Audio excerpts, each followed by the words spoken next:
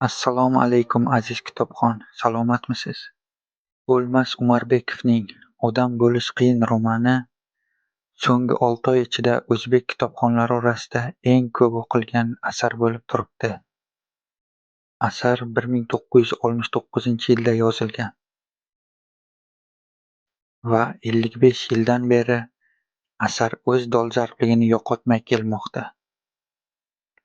Bugun asardagi 5 ta asosiy mavzu va 5 ta asosiy qahramon misolida asarni to'liq tahlil qilamiz. Asardagi birinchi mavzu mansabparastlikning narxi. Abdullaning butun hayot yo'li samimiy intilish va ijtimoiy ko'tarilish o'rtasidagi ziddiyat atrofida qurilgan. U dastlab chin yurakdan mehnat qiladigan halol o'quvchi sifatida tanishtiriladi. Lekin bolalik jarohati, ya'ni otasi mansabdan tushgach odamlarning munosabati o'zgarganini ko'rgach, uning dunyoqarashi ham zaharlanadi.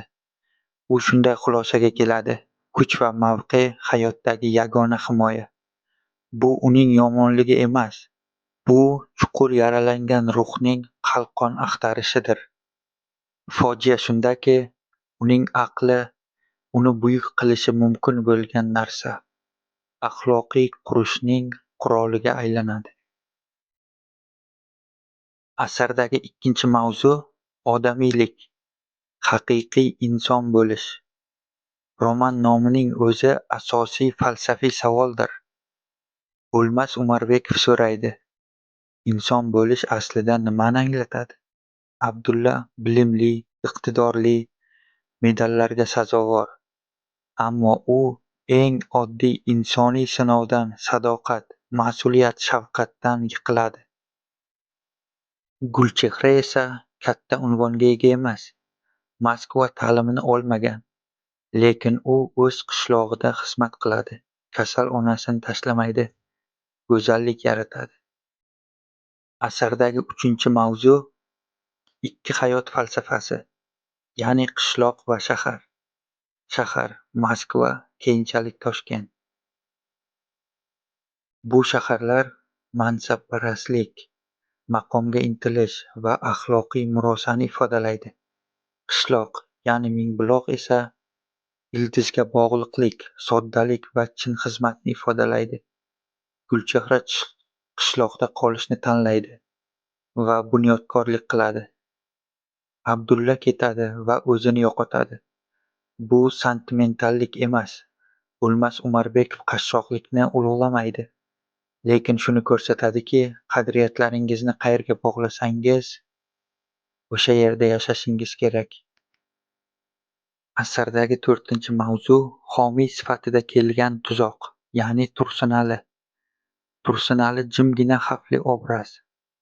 U Abdullani hech narsaga majburlamaydi, shunchaki imkoniyat taqdim etadi va Abdullaning o'z zaifliklari qolganini qiladi. Bu homiylik madaniyatining nozik tanqidi. Martaba meritga emas, shaxsiy sadoqat va strategik nikohga bog'liq bo'lgan tizim. Abdulla yovuzlik tomonidan emas, axloqiy murosani mukofotlaydigan tizim tomonidan vasvasaga tushiriladi. Asardagi beshinchi mavzu Gulchehra, ya'ni fojiaviy idealizm. Gulchehra romanning qadrlaydigan hamma narsasini ifodalaydi: fidoyilik, ijodiy ko'rish, sadoqat, jamiyatga xizmat, va u halok bo'ladi. O'lmas Umarbekov fazilatga baxtli yakun bermaydi. Uning o'limi jazo emas, bu aybnoma. Abdullaning qadriyatlarini shakllantirgan jamiyat o'zining eng chin odamlarini o'ldiradi. Keling endi asardagi 5 ta eng asosiy qahramonni tahlil qilamiz. Abdulla yomon odam emas, u bir ogohlantirish.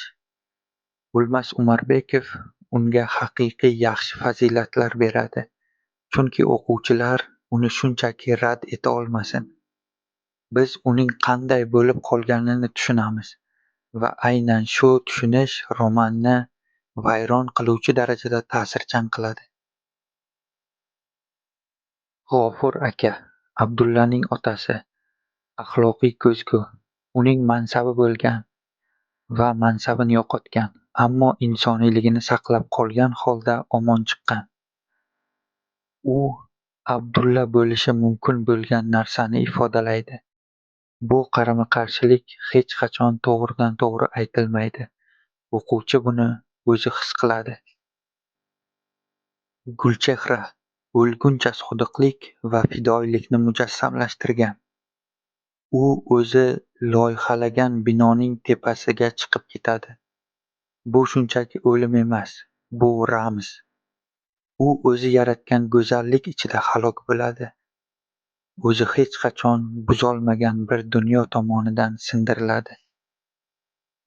Tursunali to'g'ridan-to'g'ri yovuz emas. U tizim, shaxs emas. Uning taklifi adolatli ko'rinadi, lekin oqibati zaharli.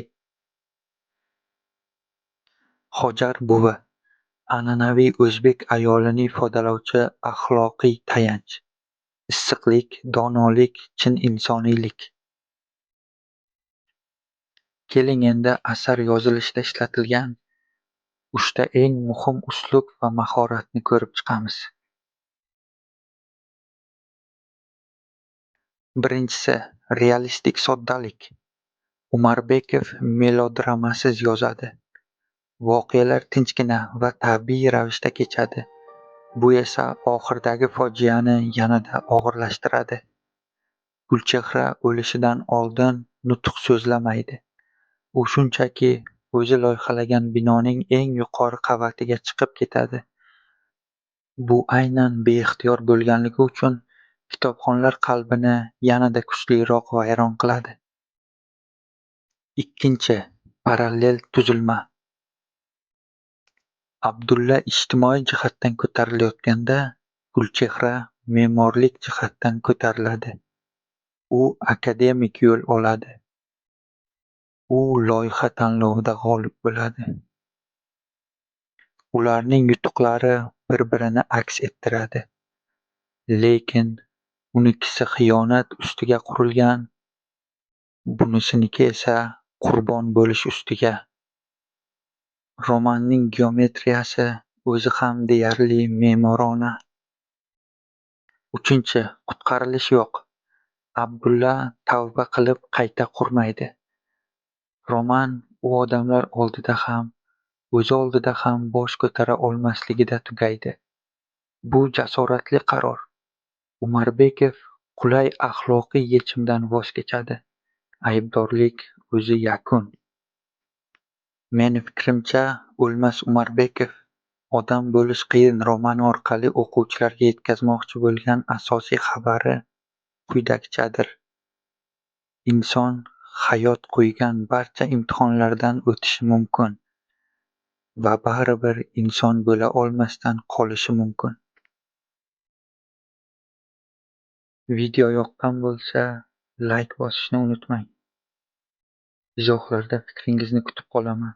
Men uchun har bir kitobxonning fikri juda muhim.